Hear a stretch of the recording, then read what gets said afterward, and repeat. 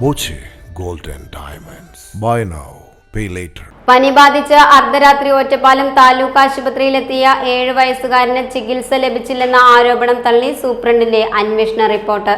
ഇത് സംബന്ധിച്ച് ഒരു പരാതിയും ആശുപത്രിക്ക് ലഭിച്ചില്ലെന്നും ചികിത്സാ നിഷേധം ഉണ്ടായിട്ടില്ലെന്നും നഗരസഭാ അധ്യക്ഷയ്ക്ക് സമർപ്പിച്ച റിപ്പോർട്ടിൽ വ്യക്തമാക്കുന്നു.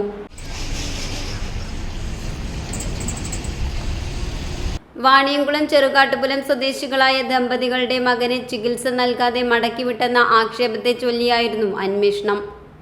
പനിയും ഛർദിയുമായി കഴിഞ്ഞ 11 രാത്രി ആശുപത്രിയിലെത്തിച്ച കുട്ടിയെ ഡ്യൂട്ടിയിലുണ്ടായിരുന്ന ഡോക്ടർ ആരോഗ്യസ്ഥിതി നേരിട്ട് കണ്ടിട്ടും ടെമ്പറേച്ചർ പരിശോധിക്കാൻ പോലും തയ്യാറാകാതെ അവഗണിച്ചെന്നുമാണ് പരാതി.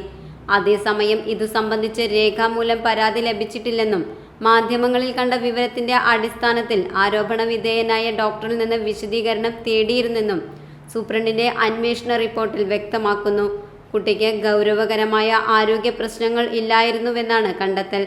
അന്ന് പകൽ ശിശുരോഗ വിദഗ്ധ നിർദ്ദേശിച്ച മരുന്നുകൾ മാതാപിതാക്കളുടെ കൈവശം ഉണ്ടായിരുന്നെന്നും ഇത് തുടരാൻ നിർദ്ദേശിച്ചു കുട്ടിയെ മടക്കി വിടുകയായിരുന്നെന്നും ചികിത്സാ നിഷേധം ഉണ്ടായിട്ടില്ലെന്നും സൂപ്രണ്ടിന്റെ റിപ്പോർട്ടിൽ പറയുന്നു. നേരത്തെ ആരോഗ്യ വകുപ്പിനും MLAയ്ക്കും പരാതി നൽകിയിട്ടുണ്ടെന്നായിരുന്നു കുട്ടിയുടെ ബന്ധുക്കളുടെ നിലപാട്. സംഭവം വിവാദമായതിനു പിന്നാലെ നഗരസഭാ അധികൃതർ ആശുപത്രി സന്ദർശിച്ചാണ് അന്വേഷണത്തിന് നിർദ്ദേശിച്ചത്. Time kids pre school, Mannannur road, Vaniyamkulam. .view news.